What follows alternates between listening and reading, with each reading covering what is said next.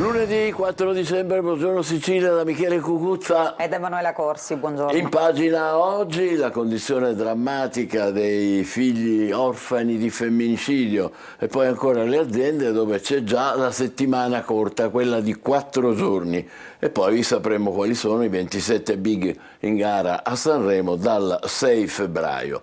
Intanto, caro voli, ci risiamo, si avvicina il Natale, tornano a impegnarsi i prezzi dei biglietti aerei, Assoutenti sta verificando le tariffe mentre il Codacons chiede misure urgenti per calmierare i prezzi e lamenta i ritardi dell'antitrust. In compenso da oggi è il giorno di esordio della piattaforma della regione con gli sconti per i residenti.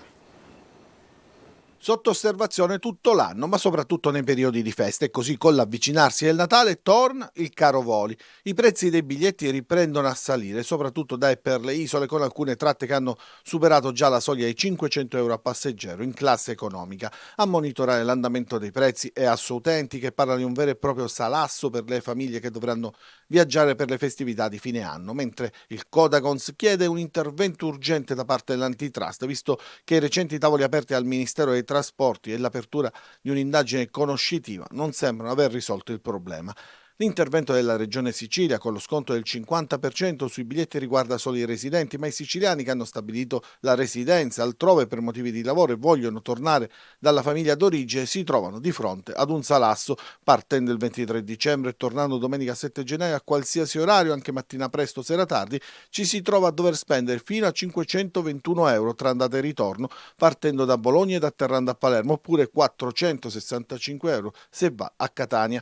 Da Torino a Catania nelle stesse date servono almeno 446 euro, 441 da Pisa a Catania, 439 da Verona a Palermo. Sopra quota 400 anche il volo Genova-Catania da 404 euro a persona, mentre da Milano a Palermo servono almeno 399 euro a passeggero, ma si può arrivare a spendere fino a 706 euro a seconda dell'orario e della compagnia prescelta. Il Codacons si appella all'antitrust perché emani, così come fatto nei giorni scorsi per questioni assai meno rilevanti, misure cautelari d'urgenza nel settore del trasporto aereo, volte a bloccare gli algoritmi che fanno impennare le tariffe dei voli per le isole nei periodi di Natale e Capodanno e contrastare le speculazioni che puntualmente danneggiano gli utenti in questo periodo dell'anno. Nel catanese un'impiegata delle poste truffava gli anziani e prelevava soldi dai conti di 2 correntisti. I sospetti delle vittime e le telecamere di videosorveglianza hanno inchiodato la dipendente infedele di un ufficio postale di Camporotondo Etneo. Vediamo.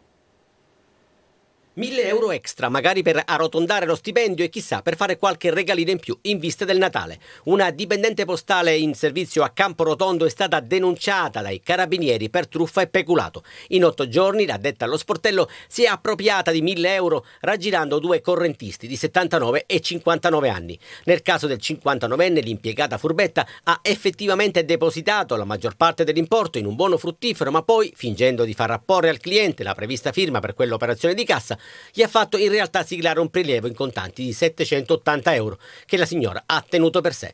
La vittima ha subito informato i carabinieri indicando l'operatrice allo sportello ed aggiungendo che si era subito accorto dell'ammanco ma era stato sviato dall'impiegata che aveva dato giustificazioni incoerenti. Dopo una settimana anche una pensionata di 79 anni si è rivolta ai carabinieri spiegando di essere stata truffata nello stesso ufficio postale. In questo caso l'anziana ha raccontato di essere andata alla posta per ritirare la propria pensione e quella del marito, ma una volta tornata a casa si è accorta che dall'importo totale mancavano 100 euro. A nulla è valso l'intervento della figlia della signora che si è precipitata presso l'ufficio postale chiedendo una verifica sull'operazione effettuata.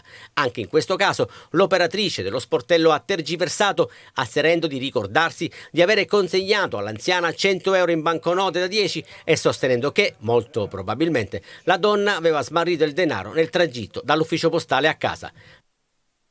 C'è ancora un dramma dell'immigrazione nel canale di Sicilia. Il cadavere di una giovane donna è stato trovato in una carretta del mare salpata dal Nord Africa. È la terza tragedia in meno di un mese, con 3 morti accertati e 8 dispersi. Rallentano gli sbarchi a causa del mare agitato, ma questo non impedisce nuove tragedie. Il cadavere di una donna è stato rinvenuto a bordo di una lancia libica che trasportava anche altri 107 migranti, soccorsa ed agganciata da una motovedetta della Guardia di Finanza proprio nelle acque di prossimità dell'isola di Lampedusa. L'imbarcazione sarebbe partita da Sabatra, secondo le dichiarazioni dei migranti, che hanno riferito di essere originari di Eritrea, Sudan, Siria, Egitto ed Etiopia e di essere salpati all'1 di notte di mercoledì scorso dalla Libia, pagando da 2 a 4 mila dollari a testa. Sulle cause della morte della donna è stata subito aperta un'inchiesta, l'imbarcazione sequestrata e trasferita in un apposito deposito non appena ultimato lo sbarco. Si tratta dell'ennesima vittima sulle rotte verso l'Europa, la cui porta d'ingresso è ormai quasi sempre proprio l'isola di Lampedusa. Aveva 26 anni, un'altra donna morta 15 giorni fa durante un altro sbarco di cui si è appreso il 22 novembre scorso. In quella occasione erano in 46 e durante il trasbordo sulla nave dei soccorsi la caretta del mare si rovesciò. 3 giorni prima, la sera del 19 novembre, un drammatico naufragio con almeno 8 dispersi, tra cui 2 bambini. 43 i migranti recuperati in quella occasione dalla Capitaneria di Porto che avevano trovato riparo sugli scogli di Capo Ponente. Tra di essi una bambina di appena 2 anni che è morta però a bordo della motovedetta che la stava portando sull'isola. Gli sbarcati verranno portati all'hotspot di Contrada Umbriacola, dove al momento ci sono soltanto 2 migranti. 243 dei 245 ospiti della struttura trasferiti su disposizione della prefettura di Agrigento con il traghetto di linea a Porto Empedocle, da dove sono in corso gli spostamenti di 217 di loro verso l'hub di Catania, mentre 26 minori non accompagnati resteranno nelle comunità dell'Agrigentino. E adesso vediamo la rassegna stampa siciliana con Emanuela Corsi.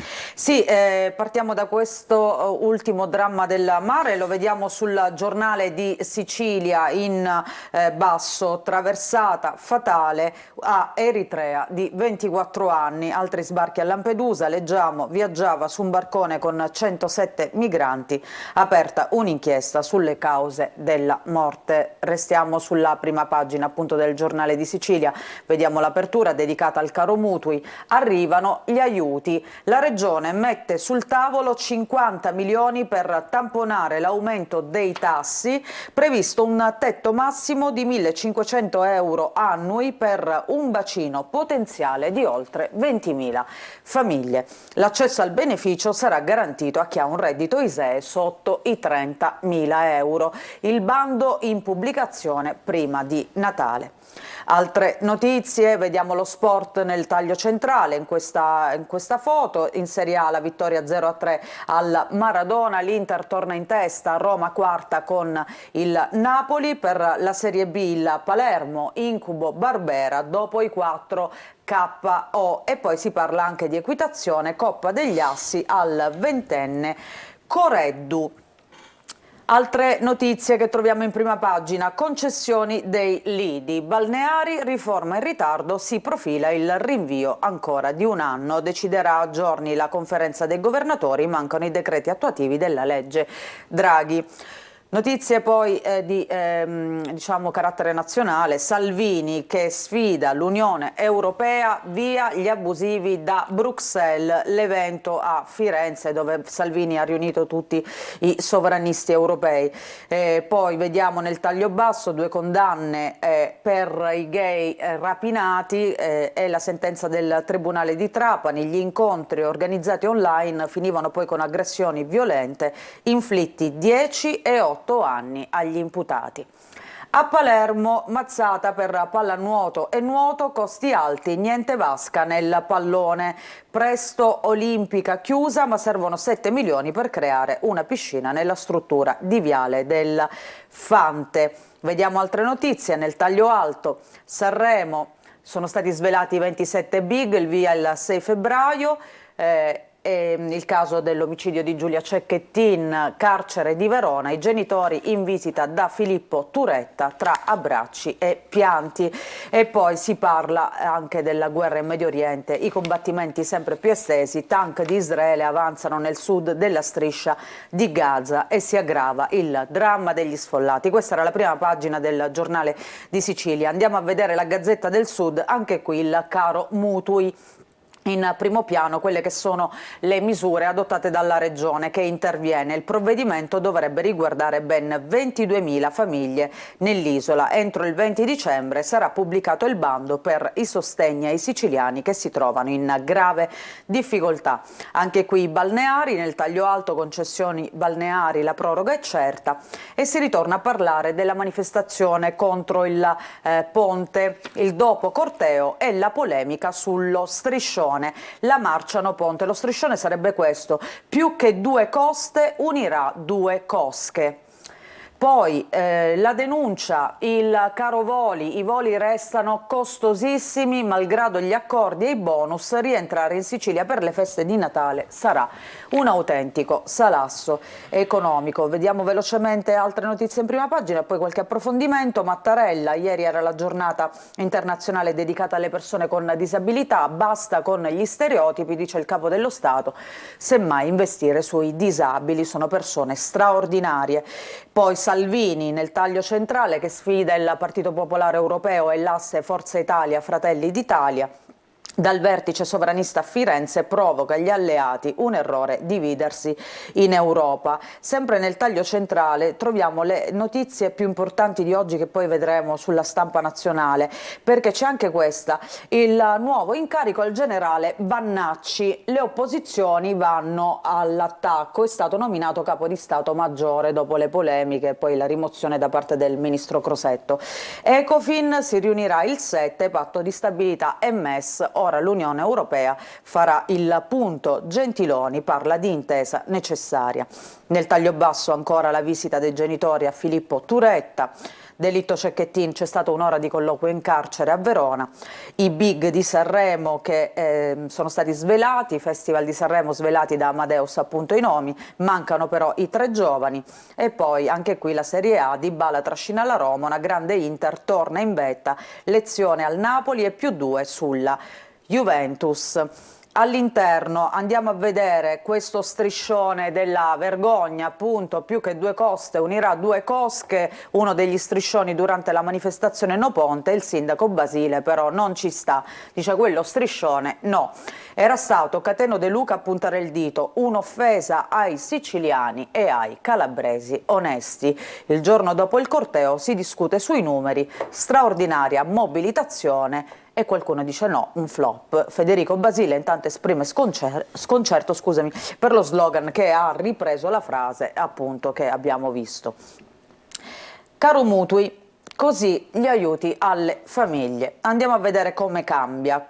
Non ci sarà più la soglia del 3% che si paventava inizialmente, ma un limite massimo di 1.500 euro annui e quindi andiamo a vedere, ecco come il bando cambia tutto. La soglia del 3% cade, ha spiegato l'assessore all'economia Marco Falcone. Questo significa che qualsiasi percentuale di aumento verrà finanziata all'interno però di un limite massimo che varrà 1.500 euro a famiglia per ciascun anno. Significa che se una famiglia dimostrerà un qualunque aumento, quindi non del 3%, del tasso registrato nel 2022 rispetto al 2021, potrà avere fino a 1.500 euro per 2 annualità, quindi 3.000 euro complessivi. Questo è l'aiuto che sta dando la Regione appunto a chi ha visto questi rincari esagerati dei mutui. Il bando sarà pubblicato entro il 20 dicembre, si tratta di contributi a fondo perduto. Resta però il paletto del modello ISEE inferiore a 30.000 euro. Questa è l'unica scrematura, diciamo, che prevede la Regione.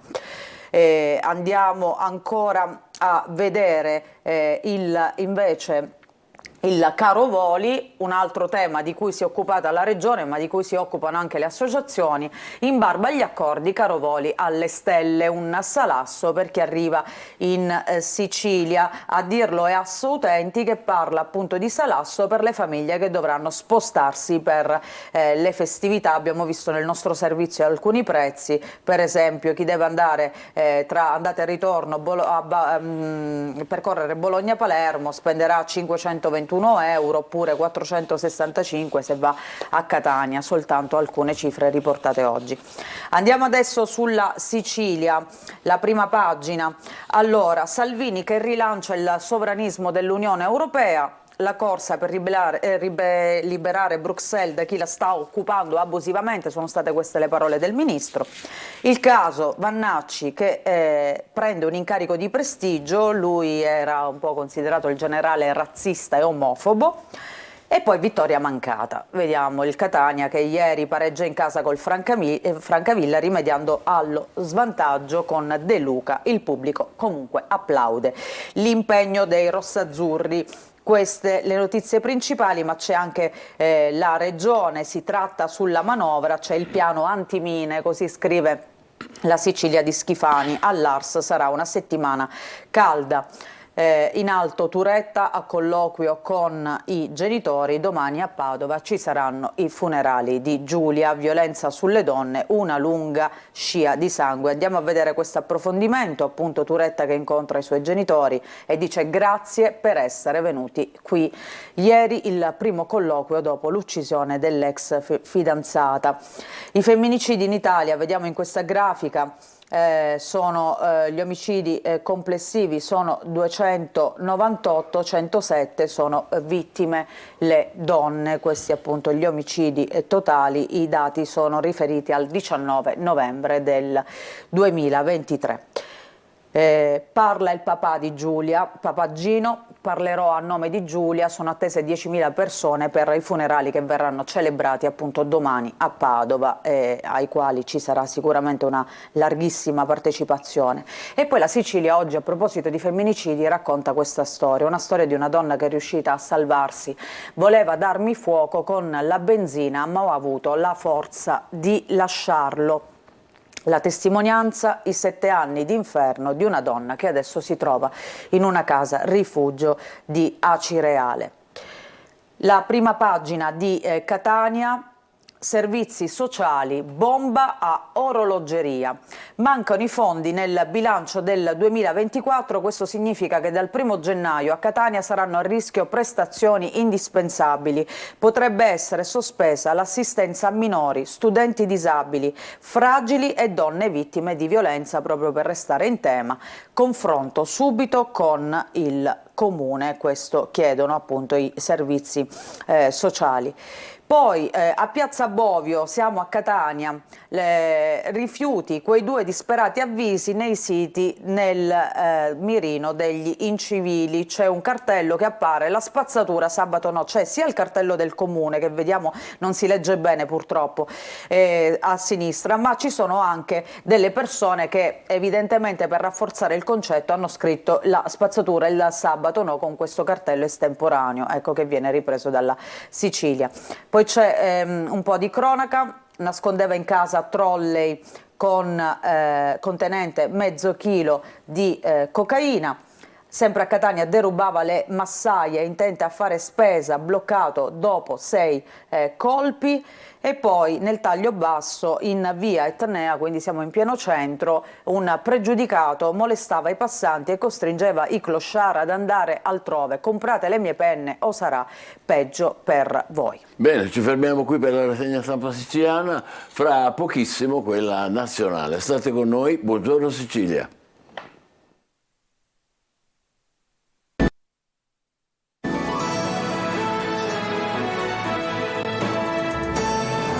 Buongiorno Sicilia, adesso con Emanuela vediamo poi i quotidiani nazionali. Sì, partiamo da alcuni giornali che mettono in primo piano questa notizia. Intanto siamo sul Corriere della Sera. Salvini all'attacco dell'Unione Europea. I sovranisti a Firenze, Bruxelles è un pericolo, imbarazzo di Palazzo Chigi. Una notizia che vediamo è stata ripresa anche in primo piano dal giornale che scrive invece Salvini sfida questa Europa, manifestazione a Firenze, il leader della Lega raduna i sovranisti per lanciare l'assalto a Bruxelles, Unione Europea occupata da abusivi, il centrodestra la libererà. Vediamo ancora La Nazione che scrive Salvini lancia la sfida sovranista. E poi ancora Il Tempo, ora pronti a cambiare l'Unione Europea. Kermesse fiorentina, Salvini con 12 alleati delinea un'Europa diversa, parola ai popoli e meno tagli. Il leader del Carroccio: non permetteremo l'inciucio socialisti popolari di Gentiloni. La contromanifestazione di Nardella invece è un flop e lui si consola con bella ciao. Questo è il Tempo. E poi c'è Repubblica, che invece dedica a questa kermesse la fotonotizia. Nel taglio centrale: Salvini lancia la sfida nera all'Europa e attacca gli alleati Forza Italia e Fratelli d'Italia. Sbagliano. Qui lo vediamo appunto sul palco con i leader dell'ultradestra europea. Questa una delle notizie appunto in primo piano di oggi, ma riprendiamo il Corriere della Sera.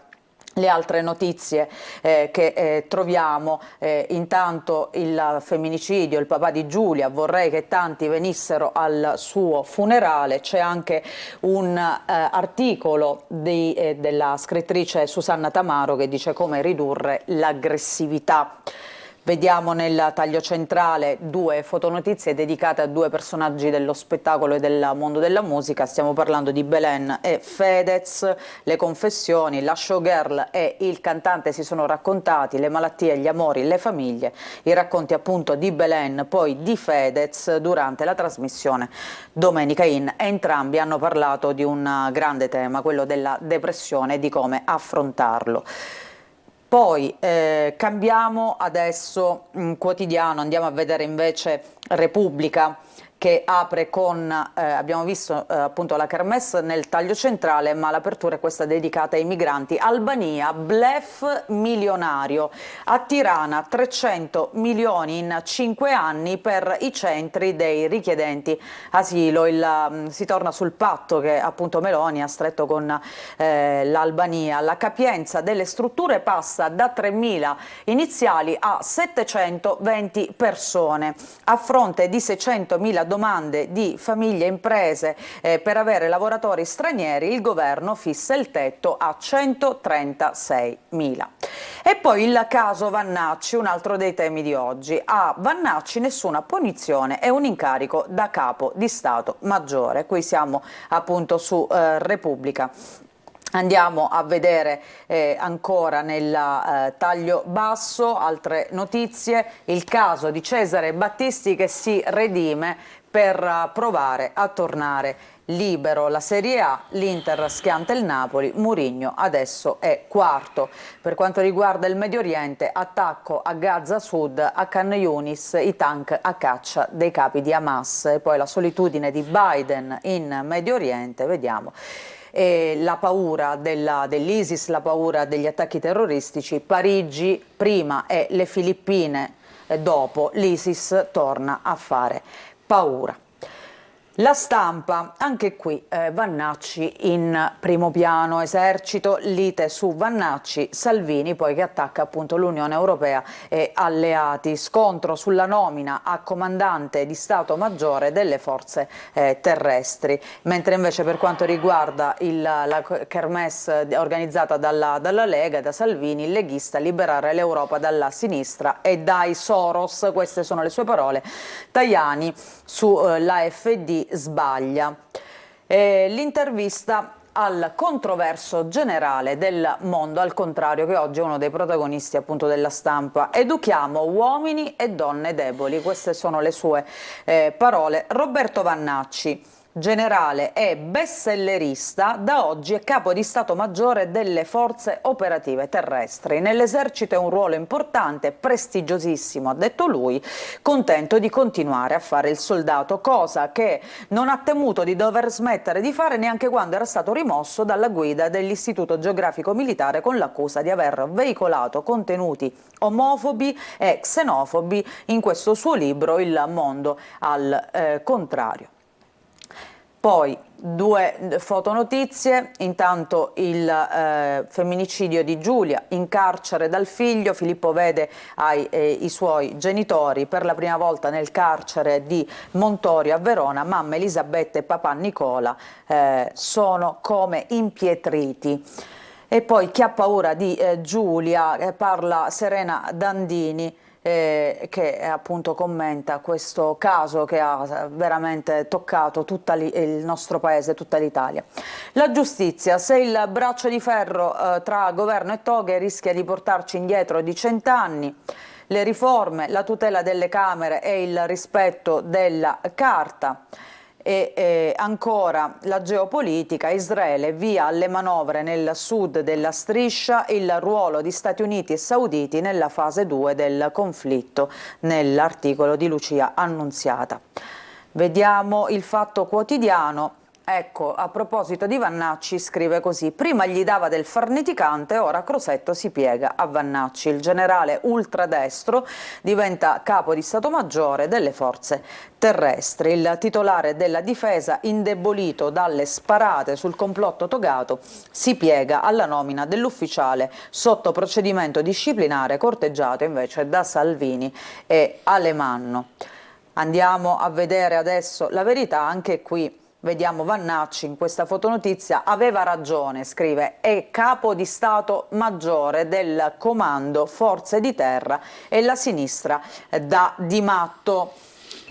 Il Messaggero invece oggi apre con il nucleare. Dopo quello che è stato deciso alla COP28, nucleare sì con la fusione, e poi una notizia che riguarda le famiglie italiane, stop agli sconti per la spesa. C'è un'intervista al ministro Urso, del ministro del Made in Italy, che dice: Enel ed Eni avanti sull'energia pulita, l'accordo sui prezzi ha centrato il suo obiettivo ma non sarà prorogato, quindi gli sconti suppongo anche che riguardino la spesa degli italiani, insomma in generale anche il carrello della spesa, non vedranno un'ulteriore proroga da parte del governo.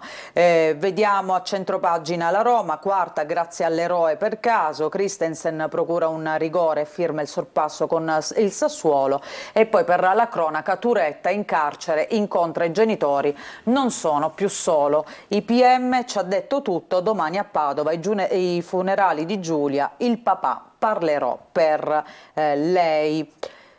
E poi si torna a parlare di un altro caso, di la morte di una donna. Era stato archiviato come un suicidio, ma in realtà si tenta di fare luce e di riaprire questo caso. Il caso di Liliana Resinovic, il marito, Liliana non si è uccisa, chiedete all'amico. È stata disposta la riesumazione appunto del corpo, lui, l'uomo, il marito dice un dolore, ma non si è uccisa e voglio la verità. Chiedete all'amico di questa donna, lo dice Sebastiano Visintin, marito appunto di questa donna che si sarebbe suicidata. Salvini che sfida Bruxelles, via gli abusivi, avvisa gli alleati, un errore dividersi a Firenze, la convention dei sovranisti che fa tanto discutere. Il Sole 24 Ore, cambiamo argomento e vediamo la qualità della vita. Allora, la città che ha una qualità di vita migliore in Italia è Udine, è la nuova regina, e poi ci sono Bologna e Trento. Nella top 10 anche Firenze e Milano, Roma perde 4 posizioni. E questa è la notizia che ci riguarda. Il Sud resta in fondo alla classifica. Dal PIL all'istruzione crescono i divari tra i territori. C'è un'Italia spaccata, ecco, su quella che è la qualità della vita. Il Mattino di oggi: PNRR, sprint per i cantieri, il governo accelera, formazione per 60.000 tecnici, terremoti e alluvioni, governatori, commissari. Manfredi dice: Fitto ha assicurato che le risorse per i progetti di Scampia e San Giovanni ci saranno. Poi l'intervista anche qui al ministro Urso, sia il nucleare con la fusione, chip asse con Tokyo. Vediamo anche il Secolo XIX, che invece apre con la sanità e con lo sciopero dei medici. Gli eroi in sciopero, scrive. Protesta per i livelli retributivi, per i tagli alle pensioni. Il sottosegretario Durigon, le risposte nel maxi emendamento alla manovra. Dopo anni di prima linea Covid, domani si fermeranno medici e infermieri che dicono: capirete quanto serviamo. Sempre in Liguria, all'ospedale Galliera, precettati in 11 per il pronto soccorso. Vediamo anche 3 cantanti che saranno tra i concorrenti del prossimo Sanremo, sono concorrenti liguri, chiaramente questo è il Secolo XIX, il quotidiano di Genova. 3 concorrenti liguri a Sanremo, non accadeva da 21 anni, tra questi conosciamo benissimo Annalisa e poi i Ricchi e Poveri, storica band appunto genovese, che ormai sono rimasti però soltanto in 2 dopo la scomparsa di Franco. Vediamo ancora la Gazzetta del Mezzogiorno, il caso Foggia. C'è un ricorso in tribunale, il sindaco, la sindaca anzi a rischio decadenza, e il primo cittadino di Taranto invece abbraccia Renzi. Questa è l'apertura appunto del quotidiano di Bari. Bene, adesso è il momento di dare un'occhiata al tempo. State con noi, buongiorno Sicilia. Un saluto e ben ritrovati da Sofia Inglese di Trebi Meteo. Nella giornata di lunedì tempo in peggioramento sul centro-nord per il sopraggiungere di una nuova perturbazione che porterà neve anche sino a quote medio-basse, meglio invece sulle regioni meridionali. Sulla Sicilia infatti ampi spazi soleggiati, qualche nuvola in più potrà insistere sui settori settentrionali della regione, ma senza particolari conseguenze in termini di precipitazioni. La ventilazione a tratti sostenuta, con mari localmente mossi in particolar modo al largo, e temperature massime in calo, complice la ventilazione proveniente dai quadranti settentrionali.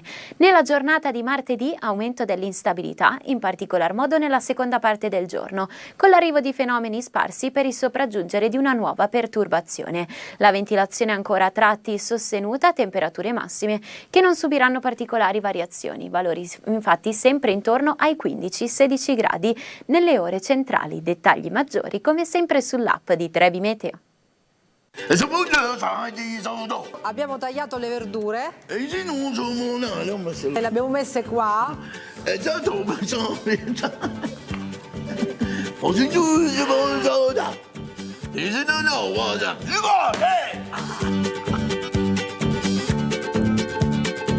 Festeggiare un goccettino, ma che bontà, ma che bontà, ma che cosa vuol dire qua? Ma che Tutti i giorni su Antenna Sicilia. questa roba qua.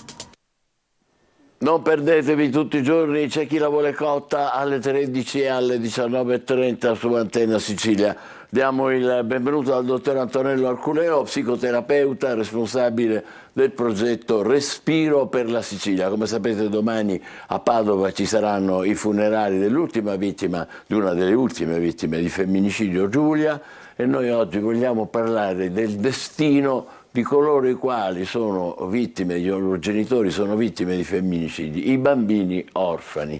E sono tanti, tantissimi, perché nell'ultimo decennio in Italia si contano ormai 1600 orfani per femminicidio. Si tratta a volte di orfani di padre, se quest'ultimo, come spesso avviene, si è suicidato dopo aver ucciso la compagna, oppure orfani di madre con l'altro genitore che naturalmente è in carcere. Pensate che un bambino su 3 ha assistito all'omicidio della madre da parte del padre. Deve essere un trauma terribile questo. Il trauma credo maggiore che c'è, perché oltre a perdere, ripeto, la madre, perdere spesso il padre per le motivazioni che ha detto lei, questo trauma viene fra l'altro agito da una persona che dovrebbe prendersi cura di te, quindi è un triplo livello di trauma.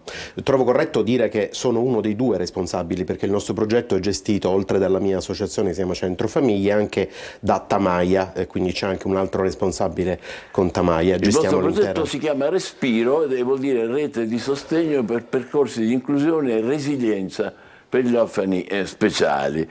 Come agite concretamente? E concretamente abbiamo iniziato già da più di 2 anni fa, iniziando a mappare queste situazioni, perché non è semplice, cioè non sono spesso conosciute, e quindi abbiamo identificato quelle che sono le situazioni, quelle che noi chiamiamo storiche, quindi vecchie situazioni. Il nostro progetto si prende in carico esclusivamente, come diceva lei, quelle con orfani sotto i 21 anni all'inizio del progetto, e quindi nel tempo, in tutti questi 2 anni, abbiamo individuato ad oggi 96 orfani, oltre a quelli, ovviamente ci sono quelli che poi sono andati in altri territori, ci sono quelli che hanno rifiutato per tutto questo, per il significato di questo trauma che, come dicevamo prima, e ce ne sono tantissimi che seguiamo, che sono più o meno una 96 settantina. orfani in Sicilia? In Sicilia. È una cifra altissima. È una cifra altissima, purtroppo è una cifra, lo diceva lei, d'altro canto i numeri sono molto grandi. Questo è un progetto voluto da Con i Bambini, che è una realtà nazionale mista pubblico-privata che è presente in tutta Italia. Noi facciamo parte del progetto meridionale, che peraltro è stato il primo a essere fatto. Una volta ogni tanto abbiamo anche di che farci forti rispetto a questo. È un progetto che vede tutte le regioni del meridione coinvolte, e la Sicilia forse è quella che più di tutte ha dato più numeri, non tanto perché nella nostra regione ce ne siano di più, ma per una serie di questioni varie legate probabilmente anche alla difficoltà con i servizi, insomma. E che cosa si può fare per questi bambini? Si possono fare tante cose, perché sono storie una diversa dall'altra. Tendenzialmente uno immagina che l'idea del femminicidio abbia una routine, invece sono situazioni delle più diverse. Stavo dicendo che oltre alla presa in carico degli orfani, noi interveniamo nelle situazioni che purtroppo sono avvenute. Siamo stati i primi in tutta Italia a intervenire con un femminicidio che è stato a Catania nel dicembre 2021, e siamo intervenuti già 13 volte. Quindi si interviene perché credo che la cosa primaria è quella di intervenire prima possibile. Intervenire come? Noi proviamo tramite il servizio sociale, ci interfacciamo, abbiamo fatto un lavoro grande di lavoro con i servizi, con i tribunali, con le varie istituzioni, proviamo nel modo migliore possibile di interfacciarci con queste persone, prepariamo, certe volte abbiamo dovuto dare le informazioni ai bambini del decesso della madre, prepariamo il funerale, stiamo vicini a queste persone, cerchiamo poi di ricostruire lentamente, sia con un lavoro clinico quando c'è la disponibilità delle persone, con un lavoro che è in qualche modo un po' avvolgente, perché diamo anche una consulenza legale almeno di iniziale. Ciascuno di loro ha bisogno anche, gli assegnate una persona che se ne occupi in modo particolare. Esattamente, questo è uno degli aspetti primari di questo progetto. Noi abbiamo una figura che si chiama tutor di resilienza, che ha proprio il compito di interfacciarsi con loro e di costruire un progetto, alcune volte clinico, certe volte sono persone così fortemente provate da questo trauma che non hanno una disponibilità verso l'esterno, bisogna conquistarla lentamente, in certi casi bisogna anche accettare purtroppo la non possibilità di intervenire. L'insuccesso? Assolutamente sì, perché sono persone che hanno appunto, come dicevamo prima, ricevuto una ferita così tanto grande, e bisogna comprendere e conoscere gli effetti di questo trauma, che spesso sono la dissociazione, sono la difficoltà anche a poter raccogliere gli aiuti all'esterno. Con situazioni migliori che grazie al vostro impegno riescono, voi fate formazione e addirittura anche inclusione nel lavoro, è vero? Sì, c'è una parte, il progetto prevede anche dei piccoli fondi, non sono grandi fondi, che sono destinati appunto a questi orfani, alcuni destinati appunto all'avvio, al sostegno educativo, altri, come dice lei, all'avvio al lavoro in alcuni casi, perché la maggior parte dei nostri orfani sono per come è capitato, abbastanza grandi, o perlomeno sono nella fascia non dell'infanzia, ma dall'adolescenza in su. Sì. E riuscite quindi a inserirle nelle attività lavorative? In molte situazioni noi abbiamo avviato, perché ripeto, seguiamo persone di tutta la Sicilia, l'ultimo femminicidio è stato a Pantelleria, seguiamo questo nucleo e peraltro è un lavoro di costruzione anche nella rete. Io ripeto, ringrazio tanto anche delle altre realtà che a Catania ora abbiamo avuto occasione di avere aiuto e di avere anche una rete di aiuto da parte di altre strutture di Catania. Io ringrazio l'AD, che è una realtà che io non conoscevo, che è stupenda, che ci sta aiutando anche proprio nello specifico con questi le istituzioni che cosa fanno? Stanno a guardare? Le istituzioni, noi abbiamo costruito degli ottimi rapporti con alcuni tribunali della Regione Sicilia che ci ha coinvolto direttamente.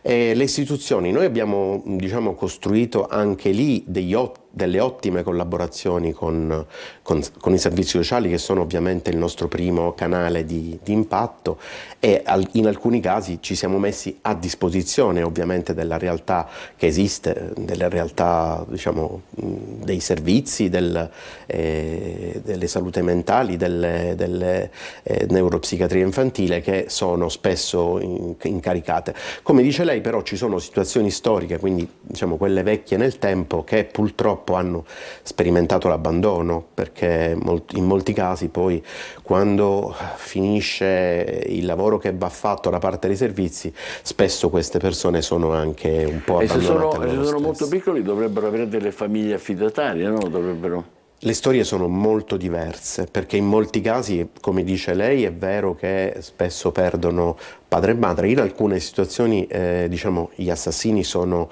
i nuovi compagni, quindi le situazioni sono molto diverse, ma sempre tutte molto complicate e difficili. Noi, ripeto, in questo momento seguiamo 55 nuclei, 95 orfani di 55 nuclei, e sono spesso storie molto diverse, complicate, difficili. Deve essere anche faticoso e doloroso occuparsene. Quello è logico, è inevitabile, è sempre, non è semplice, ma insomma... Ci vuole una formazione particolare? Assolutamente sì, ci vuole una formazione particolare. Il progetto è gestito principalmente dal CISMA, noi siamo appunto due enti, sia noi che Tamaglia, del CISMA, che è un ente nazionale che si occupa appunto specificamente di queste cose, oltre che Save the Children e Terre des Hommes, che sono due grandi realtà che con noi gestiscono questo progetto nell'Italia meridionale. Quando, grazie al vostro impegno e all'impegno delle altre associazioni, il vostro progetto riesce, quali sono i risultati? Che cosa si ottiene? Si ottengono, noi abbiamo avuto delle grandissime soddisfazioni, specialmente innanzitutto nell'apertura, no? Nella possibilità di poter affrontare questo trauma, nella possibilità di poter seguire queste cose nel prima possibile. Noi ci stiamo rifacendo, abbiamo iniziato a rifarci un'esperienza della Regione Puglia, che ha un servizio ormai da 11 anni attivo nel Policlinico, che ha questo servizio, e l'obiettivo di questo progetto, che è partito dal grande interesse della Presidenza del Consiglio dei Ministri, e che probabilmente verrà ancora allungato, perché è un progetto grande che durerà per altri 2 anni, probabilmente speriamo che possa continuare. A parte il rapporto con queste persone che si aprono, e la possibilità oggettivamente di poter vedere i cambiamenti, di poter vedere la capacità di far fronte a questa ferita così grande. Tentare di riuscire a far convivere queste persone con il trauma e la voglia di andare comunque avanti. L'importante è affrontarlo, perché molto spesso da parte di queste famiglie c'è una tendenza alla chiusura, che è assolutamente logica e normale, no? Però ecco, la capacità di affrontarlo, e affrontarlo prima possibile, che è uno dei punti scientificamente ormai ampiamente provati, che il trauma va affrontato prima possibile per poterlo poi... Non rimosso. Non rimosso. C'è un lavoro grande che facciamo anche con le scuole, perché purtroppo in molte di queste situazioni c'erano dei segnali che erano stati lanciati e che probabilmente qualcuno non ha raccolto, forse anche per quella motivazione che dice lei, perché ci vuole anche lì, e parte della formazione che facciamo è rivolta anche a questo. Ora noi stiamo partendo con tantissimi progetti in diverse scuole di tutta la Regione Sicilia, anche con l'obiettivo di fare in modo che i bambini piccoli, che purtroppo in molte delle situazioni che abbiamo seguito avevano lanciato dei segnali che non sono stati raccolti, e insomma lo possano fare con più attenzione. Mi stavo chiedendo proprio questo, se cioè c'è comprensione, a suo avviso, nel mondo che circonda queste realtà? Mi sembra che a volte sì, a volte no. Insomma. Diciamo che insomma, gli eventi di questi giorni hanno mostrato veramente, perché poi alla fine credo che i numeri sui femminicidi siano in leggero calo, a prescindere da quello che si dice, ma sono costanti purtroppo, rimangono costanti. Sono alti. Sono alti, altissimi, esageratamente alti. La nostra attenzione sta crescendo, quindi anche questo in qualche modo è un risultato, cioè insomma si vede chiaramente una grande, maggiore attenzione a quello che comporta, insomma. Certo, noi non possiamo che dirvi grazie e farvi i complimenti, anche se siamo in una situazione drammatica e difficile come quella dei bimbi orfani per femminicidi. Davvero complimenti per il lavoro che fate e grazie al dottor Antonello Arculeo, psicoterapeuta e responsabile del progetto che si chiama Respiro per la Sicilia. Buon lavoro. Ci fermiamo per qualche minuto, poi ci occuperemo di altro. State con noi, buongiorno Sicilia.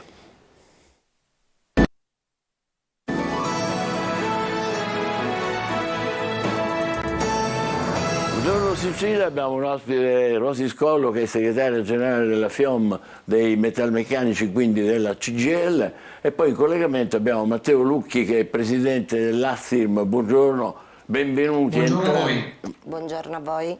Benvenuti entrambi. Allora, di che parliamo? Parliamo del fatto che tanti giovani, soprattutto giovani, ma non solo, preferiscono lavorare 4 giorni alla settimana, che non è male, invece di 5, magari al limite. La metà di loro è disposta a guadagnare di meno pur di avere un giorno libero di più, e addirittura nella fascia di età tra i 25 e i 34 anni si sale al 62%, cioè su 10, 6 dicono no, io voglio lavorare 4 ore al giorno, 4 giorni alla settimana, anche se prendo di meno. Questo che significato ha secondo lei? No, guardi, è chiaro che è nel dibattito pubblico quella che è la riduzione dell'orario di lavoro. Per quanto concerne la nostra idea, siamo più vicini a quella che è l'idea nel Regno Unito, la formula 180-100, 100% salario, 100% del salario, 80% dell'orario di lavoro e il 100% della produttività. Infatti la domanda da fare subito dopo di una richiesta di riduzione dell'orario di lavoro è chi la paga, soprattutto in un contesto come questo dove già i salari sono poveri e si fa fatica a arrivare a fine mese. Allora si deve pensare sia a una ridistribuzione dell'orario di lavoro, ma mantenendo il costo dei salari. Ecco, Lucchi, lei che è presidente dell'ASTIRM, l'associazione che riunisce le maggiori aziende che svolgono ricerche di mercato, sondaggi di opinione, ricerche sociali, a che punto siamo da questo punto di vista? Cioè la settimana corta, che una volta era quella di 5 giorni, adesso si intende quella di 4 giorni, però a pari salario. C'è una discussione, c'è una come dire, tendenza, è quello che diceva poco fa Rosy Scollo. Ma dunque, noi abbiamo condotto una ricerca presso un campione rappresentativo di lavoratori e abbiamo chiesto a loro effettivamente che cosa vorrebbero, e abbiamo effettivamente notato, come lei diceva, che una maggioranza, quindi il 55% dei lavoratori stessi, si dice disponibile a guadagnare di meno per poter lavorando un giorno in meno alla settimana. Questo è figlio un po' di quelle necessità che hanno tutti i lavoratori di bilanciare in modo corretto la vita professionale, la vita lavorativa con la vita personale. Tenete presente però 2 elementi. Se da un lato l'attrattività del posto lavoro è data da 3 aspetti assolutamente chiari, che sono la retribuzione, in primis i benefit della carriera, il trattamento equo dei dipendenti e poi gli aspetti di agilità, ovvero flessibilità oraria, smart working e così via, nella realtà dei fatti gli elementi di soddisfazione per il lavoro sono un pochino all'inverso. Quindi il primo elemento è l'equilibrio con la vita privata, la comodità, la vicinanza a casa, gli orari, e il secondo elemento è quanto il posto di lavoro effettivamente mi gratifica, mi migliora, cioè quanto agisce sulla mia autonomia e sulla mia autostima.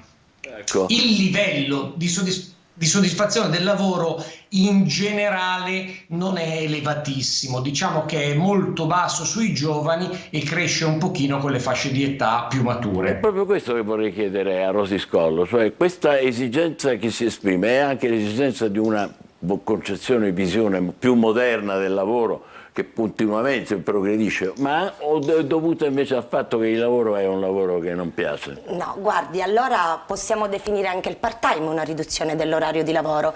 Se penso a tutte le donne che per esempio sono costrette a chiedere il part-time e quindi si vedono costretti a cedere una parte del salario per coniugare magari quello che è il lavoro di cura e il proprio lavoro, ma non lo fanno perché hanno più bisogno, ma di fatto rinunciano al loro potere d'acquisto. È quasi una scelta obbligata. La riduzione dell'orario di lavoro, ripeto, per quanto ci riguarda, deve essere appunto vista in una concezione di un sistema che ridistribuisce il lavoro che c'è e che mantenga comunque quel potere di acquisto e soprattutto anche lì si chiede, in fabbrica è possibile fare la riduzione dell'orario. Ora in Italia dobbiamo innanzitutto discutere non solo quante ore lavoro, ma che cosa produco, dove lo produco e con quale prospettive. Va bene, poi allora vediamo alcuni casi concreti anche insieme con Matteo Lucchi. Una di queste fabbriche che lo fa è la Luxottica. Poi che fa 4 giorni, ovviamente restano liberi da venerdì e domenica. E questi fanno parità di salario oppure no? Com'è? Allora, Luxottica chiaramente è un comparto che non è dei metalmeccanici ma riguarda i chimici. Io posso parlare di, per esempio, quello che sta avvenendo nei metalmeccanici. Prendo come esempio la Lamborghini. Anche lì fanno così? La Lamborghini è ancora in discussione, ma sono addirittura di arrivo, che grazie a un accordo di secondo livello stanno pensando a una riduzione di orario di lavoro a spese appunto dell'azienda. Gli operai bellissime. Sì, ecco, ma lì gli operai, se l'accordo sarà approvato dai lavoratori, gli operai che lavorano su turni si alterneranno con una settimana da 4 e 2 da 5 e viceversa. Invece ecco, gli impiegati inizieranno a fare una settimana da 5 e una settimana da 4. Ma attenzione, la Lamborghini lega tutto questo ad un piano industriale con una forte spinta innovativa. Ricordiamoci che la Lamborghini è una delle poche che sta accelerando sulla produzione delle macchine elettriche. Però qui non siamo in Sicilia c'è qualcosa?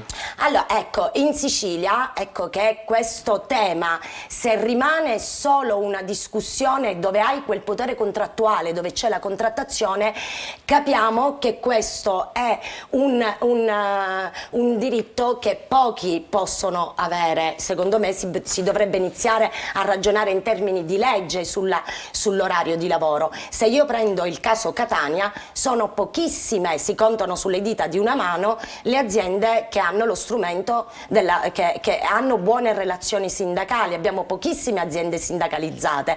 Posso solo pensare e citare un esempio eccellente di relazioni sindacali, la ST, la Leonardo e grandi gruppi, ma noi capiamo che a questo punto questo diventa un privilegio per pochi. Ecco che si dovrebbe intervenire in termini di legge. Penso per esempio alla Spagna. La Spagna, perché in Spagna è per legge? In Spagna è stato il governo anche con una serie di misure graduali che porta l'orario di lavoro in 2 anni da 40 ore a 37,5. Poi rimandando tutto alla contrattazione collettiva, saranno i contratti nazionali a definire poi come modularlo, ma lì c'è una discussione nel governo. Ecco, però tornando alla Sicilia, quindi abbiamo sentito i problemi che abbiamo noi qui, altro che 4 giorni, qui ancora dobbiamo costruire sane relazioni sindacali in molte fabbriche, in molte imprese, come ci diceva Rosy Scollo. Lucchi, ma abbiamo anche l'esempio di Intesa San Paolo, Lavazza se non sbaglio, quindi ci sono differenti situazioni anche che fanno cose completamente diverse. Intesa San Paolo è una banca, Lavazza fa il famoso caffè eccetera eccetera, ma noi siamo pronti a una eventuale legge di cui parlava adesso poco fa la nostra ospite sindacalista? Dunque, siamo pronti? Probabilmente non ancora. Io l'invito che posso fare in questo momento è un invito di approfondimento anche di quello che vogliono esattamente i lavoratori, nel senso che noi, esplorando sul piano sociale, sul piano della ricerca, ciò che gli individui pensano nel mondo del lavoro, abbiamo notato che ci sono evidentemente 4 componenti, 4 nuclei valoriali e funzionali molto importanti, che sono quello della sfida, dell'ambizione, quello della necessità, e quindi devo lavorare perché mi devo mantenere, evidentemente quello di un percorso, di una progettualità, e quella dell'autoespressione. Ciò che accade oggi, diversamente rispetto a ciò che accadeva qualche decennio fa, è che segmentando i lavoratori per fascia di età, in realtà queste 4 componenti hanno un peso completamente differente, ovvero se i giovanissimi si avvicinano al mondo del lavoro con una logica di sfida e ambizione, vediamo che già i 25-34 anni entrano più in un ragionamento di percorso. Percorso cosa significa? Opportunità di crescita anche professionale, opportunità di fare carriera. Nei 35-44 anni, che sono quegli individui che si sono più impegnati, hanno preso più impegni anche economici, prevale un elemento di necessità, e successivamente c'è autoespressione, quindi necessità. Ovvero, cosa voglio dire con queste parole? Voglio dire che i datori di lavoro, e forse anche le forme contrattuali, i contratti collettivi nazionali, debbono effettivamente considerare che gli individui oggi hanno esigenze di tipo differente, e quindi da un lato l'offerta e dall'altro anche il trattamento debbono essere differenti. Se noi non facciamo così e rimaniamo in un contesto come quello attuale, all'interno del quale ben il 75% dei lavoratori dice che non la possibilità di cercare un nuovo lavoro, il 51% lo sta cercando attivamente. Va bene, per chiudere chiudiamo con Scollo.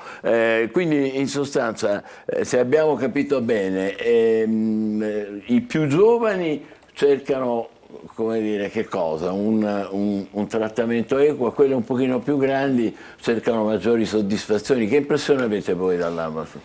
Allora, è chiaro che i giovani spinti anche non è che abbiano tutta questa facoltà di scelta, becchiamo giovani che sono disposti. Poi in realtà come la nostra, allora dobbiamo iniziare a chiamare le cose con il giusto nome, perché dobbiamo capire se in Italia c'è una discussione sulla riduzione dell'orario del lavoro o della flessibilità, che è un'altra cosa. Vedi il Belgio, perché in Belgio anche lì hanno fatto la settimana corta, ma quella non è una riduzione dell'orario del lavoro, quella è una compressione dell'orario, cioè di fatto anziché lavorare 8 ore al giorno lavorano 9 ore, ma quella si chiama flessibilità. E ancora mi chiedo, che voi vedete come il fumo negli occhi. è chiaro, ma anche chiaro. Perché potrebbe porre la lavoratrice o il lavoratore messo lì a disposizione dell'azienda, che quando hai il picco di produzione ti chiamo e quando invece la produzione cala ti lascia a casa. Noi per questo in Italia abbiamo un sistema di ammortizzatori sociali, e quindi la riduzione dell'orario di lavoro non deve essere intesa come un ammortizzatore sociale. Bene, noi vi auguriamo buon lavoro. Vediamo che cosa, fateci sapere che aggiornamenti, che ora si avvicina il momento del rinnovo del contratto per i metalmeccanici? Sì, è anche questo un tema che è sul tavolo già a fine anno. E quindi affiancherete anche questi temi quando fate le trattative? Guardi, io non so i campioni che ha il professore, ma per quanto riguarda i campioni e quindi le lavoratrici e lavoratori che ascoltiamo noi, in questo momento tra le lavoratrici e i lavoratori la richiesta forte è salario, salario, salario. Chiarissimo, benissimo, grazie Matteo Lucchi, grazie Rosy Scollo. Grazie a voi. Buon lavoro, in bocca al lupo per le vostre attività. Facciamo una breve pausa e poi ci occuperemo di Sanremo. Tutti parlano di Sanremo, è inevitabile che ne parliamo anche noi. State con noi, buongiorno Sicilia.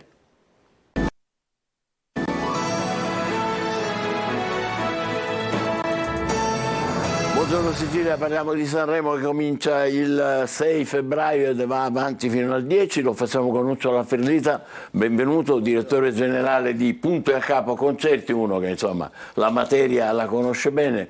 Ieri Amadeus ha dato l'elenco dei 27, Che faccio? Li leggo tutti oppure me ne dice lei quelli che più spiccano? Beh, in effetti sono tantissimi e tra l'altro molti di questi hanno già vinto il Festival di Sanremo. Per esempio? Per esempio il Volo, diciamo, parlavamo poco prima del Volo. Che poi il Volo ha una componente siciliana consistente, vero? Esatto, perché due sono siciliani, esatto, che è bello, Giacchetto Poi altri che hanno vinto? Per esempio Diodato ha già vinto il Festival di Sanremo, c'è andata vicina Fiorella Mannoia, diverse volte seconda se non erro. Emma ha vinto già il Festival di Sanremo pure. Insomma, sono diversi, ci sono tra l'altro, prima sentivo dire che Amadeus dice quest'anno non abbiamo ospiti perché gli ospiti sono già in gara. Ci sono tanti artisti che sono già molto chiariamolo anche per gli ascoltatori, non ci sono i cosiddetti super ospiti, quelli che una volta stavano fuori concorso. E Amadeus ha spiegato perché? Perché in effetti ci sono in gara artisti che già si può dire che sono non solo dei big, ma dei super big, perché artisti molto affermati o artisti che hanno già parecchie visualizzazioni o che vincono diversi dischi di platino, dischi d'oro, quindi, ma anche un giovane come può essere Jolier, che è il primo anno che va a fare il festival, a partecipare al Festival di Sanremo, è un artista che ha appena aperto gli stadi, lo vedremo, tra l'altro lo organizziamo a Messina la prossima estate, e già ha venduto centinaia di migliaia di biglietti. Allora andremo a vederlo, è uno forte? È uno forte, uno che è amato dai giovani, amato da queste nuove generazioni che ascoltano comunque una musica hip hop, rap, trap, diciamo, con queste varie declinazioni. Infatti Sanremo fa come sempre un po' un mix di vecchie glorie, giovani, giovanissimi, naturalmente anche generi musicali, li mette insieme, dalle trap alle ballate, al rock, al pop. I biggoni sono Fiorella Mannoia, Loredana Bertè, i ricchi e poveri. Che mi sono dimenticato poi? Renga e Neck. Beh, diciamo Renga e Neck, tra l'altro anche loro hanno vinto il Festival di Sanremo. Francesco Renga vinse già il Festival di Sanremo. I Negramaro, che Negramaro sono uno dei gruppi più importanti in Italia, ma la stessa Annalisa, che è comunque un artista ormai che sta andando per la maggiore, ma comunque Alessandra Amoroso, che è una big assoluto. Insomma, c'è San Giovanni che tra i giovani, diciamo, spopolato di recente. Insomma, è un cast molto completo, variegato, e che secondo me, insomma, terrà tutti gli italiani davanti alla televisione. Sì, ma non c'è il minimo dubbio, sempre di più, ci mancherebbe. Parliamo un po' di questi giovani, vediamo un po'. D'Argent D'Amico, che è giovane questo? Beh, D'Argent D'Amico è anche uno dei, diciamo, non solo un cantante, artista, tra l'altro anche lui siciliano. Ecco, lui è della zona di Messina. Di dove? Di Messina, zona messinese. Lo dobbiamo cercare, D'Argent. Certo, ha un nome tipicamente siciliano, D'Argent, un sacco di siciliani si chiamano D'Argent. E poi comunque è anche uno dei giudici di X Factor. Fred De Palma? Fred De Palma è un giovanissimo che ha fatto delle canzoni anche da discoteca, diciamo, anche un genere musicale molto amato, diciamo, dai ragazzini, dai giovani. Angelina Mango, che è parente? Angelina Mango è la figlia di Mango. La figlia Io ero di Mango. Molto amico di Mango, mamma mia, che bello! È la figlia di Mango che ha vinto Amici l'anno scorso e che ha avuto una canzone di grandissimo successo, al punto che Amadeus l'ha scelta tra i big di quest'anno. E la SAD? Beh, la SAD anche questa è una realtà proprio molto nuova, molto giovane. Confesso che forse devo anche io in questo caso chiedere a mio figlio, perché ormai conosci di più la SAD o il 3? Il 3 perché il 3 l'ho visto perché ho accompagnato mio figlio ad andare a vedere il concerto. E che sono loro? Che musica fanno? Il 3 è un rapper solista. Uno, siamo io, uno. Esatto, ed è uno che, diciamo, nelle sue caratteristiche di canto è quella di rappare con una grandissima velocità, anche se poi a un certo punto lo cominciano un po' tutti a virare sul pop e sulla musica più tradizionale. Gazzelle sono un gruppo di musica pop italiano, forse tra i più tra i più interessanti, perché sono, diciamo, scrivono delle bellissime canzoni, hanno un fortissimo seguito, sono venuti già più volte in Sicilia, hanno riempito i palasport siciliani, quindi diciamo un bel gruppo, una bella realtà. Altri che le vengono in mente, che sennò io qua sembra che faccio... No, ma in spunta. effetti sono 30 artisti, perché comunque sul palco quest'anno ce ne saranno 30, ci sono, quindi poi c'è la grande Loredana Bertè, che è straordinaria, vediamo cosa fa quest'anno. Poi c'è Mahmood, che vinse anche lui il Festival di Sanremo, l'ha vinto 2 volte. Diodato, un altro che ha vinto il Festival di Sanremo, che scrive sempre delle canzoni meravigliose, ogni volta che arriva al Festival di Sanremo è sempre... mi incuriosisce Maninni. Maninni. Confesso che Maninni è una scoperta anche per me, viene da Sanremo Giovani e quindi diciamo è un artista che scopriremo proprio al Festival di Sanremo. Il festival è un'occasione, oltre che di serenità, di svago, di spettacolo, ma è anche una grandissima occasione di lavoro, perché la musica, io non mi stanco mai di dirlo, sicuramente migliora la qualità della vita dal punto di vista del benessere, dello star bene, perché ascoltare buona musica e star bene anche moralmente, i medici dicono che aumenta anche le capacità del sistema immunitario. Le endorfine esatto, però è anche una grande occasione di lavoro. Detto da punto e capo, una delle aziende che ogni anno porta in Sicilia fra i più famosi cantanti in circolazione, organizza concerti di grandissima portata. Le ultime 2 domande, una se l'aspetta, una è: ma dove va la musica italiana? C'è un orientamento comune oppure siamo i giovani, i vecchi, i mezzi? Com'è? Beh, quest'anno c'è stata negli ultimi anni c'è stata un'esplosione, diciamo, della musica hip hop, rap, che ha sicuramente rinvigorito il mercato dell'industria discografica, perché i grandi numeri in questo momento li stanno facendo loro, però c'è un ritorno ai grandi cantautori, alla musica popolare contemporanea, perché poi alla fine diciamo che i contenuti, i testi sono importanti. Che tra i cantautori che ritorna? Oltre a questi, vabbè, Fiorella Mannoia, Ricchi e Poveri, ma qualcuno tra i giovani che si ispira, diciamo, al genere cantautorale? Un po' tutti si stanno, diciamo, spostando. L'abbiamo visto l'anno scorso per esempio con Tananai, che quest'anno verrà anche a Capodanno in piazza a Catania, anche il suo libro. Tananai sicuramente uno dei migliori esponenti. Lei si aspetta la domanda: chi vincerà secondo lei? Non gliela faccio. Chi manca? Chi manca? Manca Mario Venuti, un catanese, manca Carmen Consoli, un'altra nostra catanese, non so se per scelta loro oppure per dimenticanza di Amadeus, però insomma un po' più di Sicilia, ci speriamo. Po' più di Sicilia, vabbè, allora le lo chiedo, un pronostico? Ma guarda, è difficilissimo perché sono tutti molto forti. Non ho ascoltato le canzoni, per cui non mi sento di poter esprimere nessun parere. Vero esperto non si pronuncia. Grazie a Nuccio Ferlita e naturalmente da non perdere Sanremo dal 6 al 10 febbraio. Facciamo una pausa e noi ci vediamo al Malacco. Ragazzi, state con noi, buongiorno Sicilia. Buongiorno.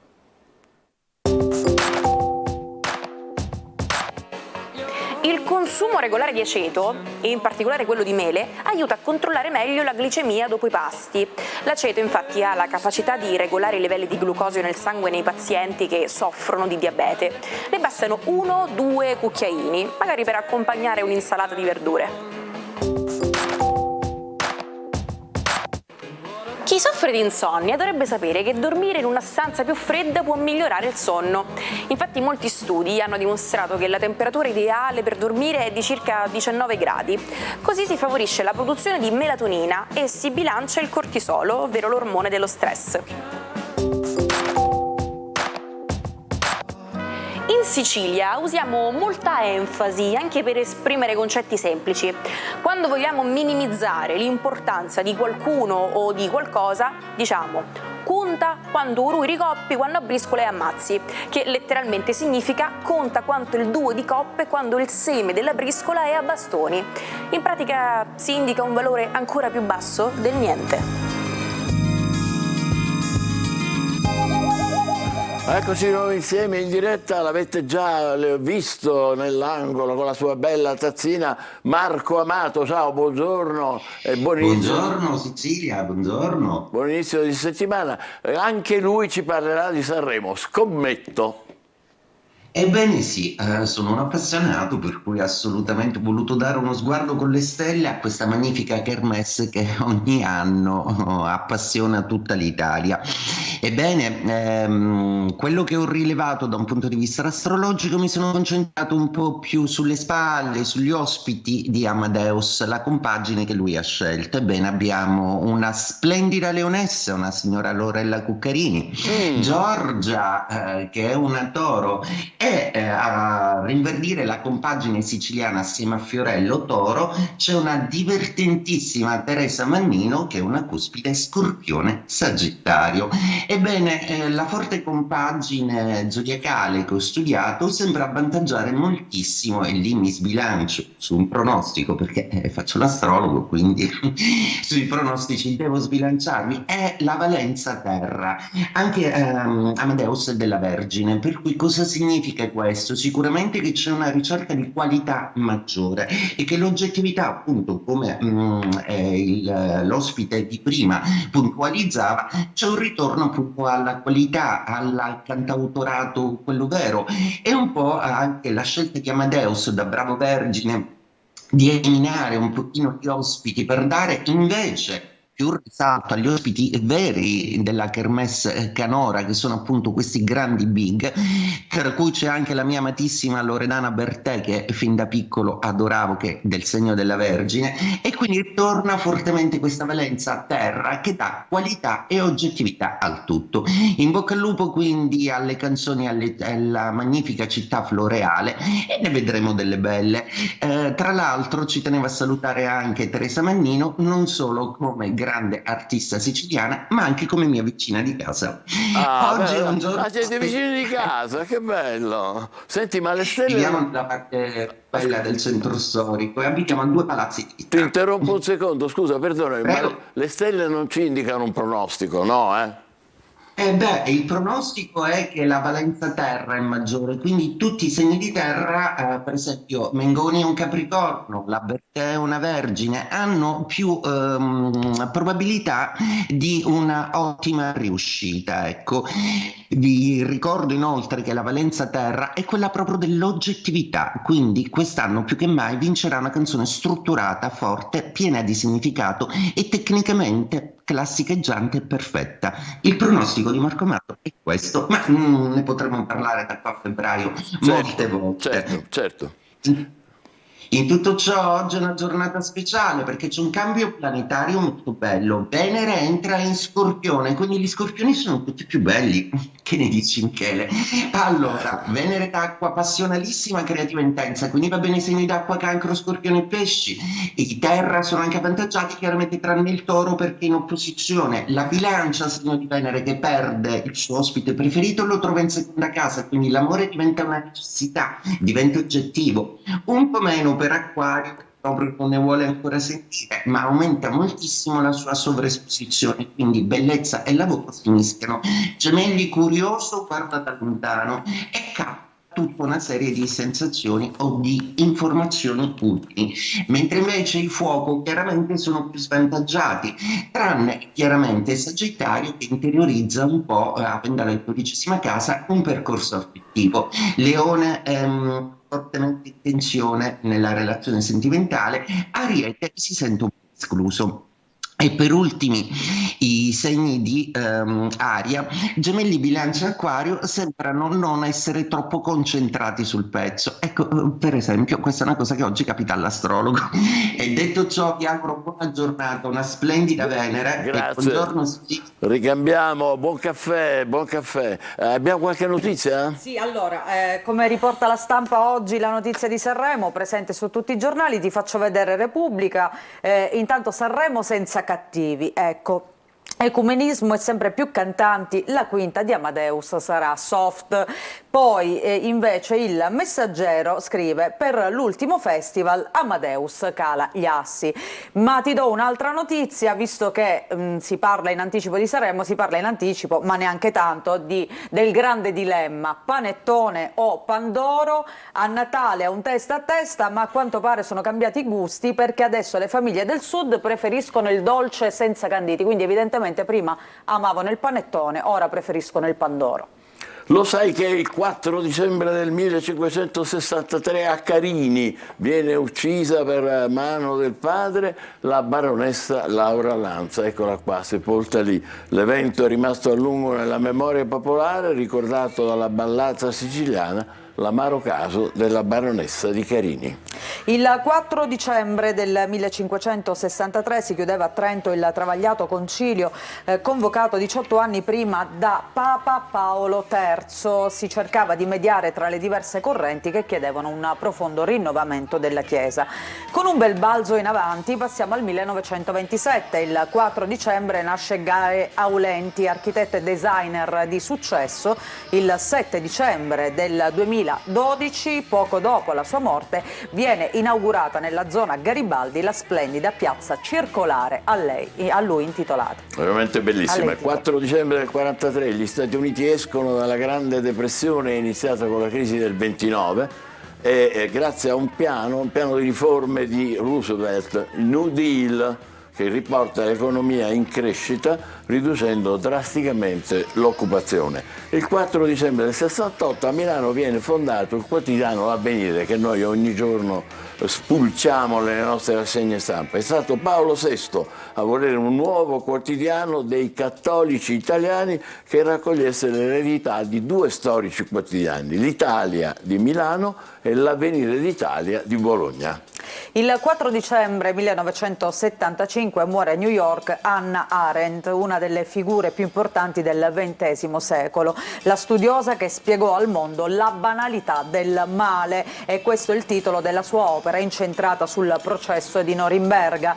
E poi era il 4 dicembre del 1993 quando muore a Los Angeles Frank Zappa, artista eclettico e di straordinario talento, tra i maggiori compositori del Novecento. Una curiosità: a lui sono intitolati, tra le tante cose, un asteroide, una medusa e perfino il batterio responsabile dell'acne. Beh, ci assomiglia un po', vedete, insomma, a quel batterio. Vabbè, scherziamo. 4 dicembre dell'80 i Led Zeppelin mettono fine alla loro parabola musicale dopo la tragica morte del batterista John Bonham, che beveva troppo. Un annuncio shock per milioni di fan. Nel 2007 la storica reunion all'Arena di Londra entra nel Guinness dei primati per la maggiore richiesta di biglietti. 20 milioni in 48 ore, i Led Zeppelin, pensate. E nella memoria collettiva restano brani come Black Dog, la mitica Stairway to Heaven, e noi ascoltiamo un altro brano tra i più famosi dei Led Zeppelin, Tutto l'amore, Whole Lotta Love. State con noi, buongiorno.